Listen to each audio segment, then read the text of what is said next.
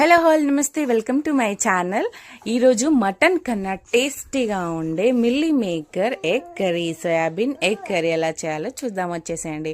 ఒక 2 to 3 table spoon of oil వేసుకోండి. అందులో కొంచెం ఉప్పు, కారం, జీలకర్ర, పసుపు, కరివేపాకు, ఇంకా దాల్చీని, వంద చెక్క వేయండి. తర్వాత chicken masala, egg curry masala, అన్ని మసాలాలు వేసేసి మిక్స్ చేయండి. వేసిన తర్వాత కొంచెం ఒక 2 ఉల్లిగడ్డలు వేసేయండి. ఉల్లిగడ్డలు వేసిన తర్వాత పక్కన నానబెట్టిన మిల్లీ మేకర్ వేసుకోండి. వేసుకున్న తర్వాత ఒక 5 to 10 minutes తర్వాత తీస్తే మీరు అలానే తినేస్తే మిల్లీ మేకర్ కర్రీ అయిపోతుంది. అసలు ఎంత టేస్ట్, అబ్బా ఫ్రై కాబట్టి ఇంకా అదిరిపోతుంది.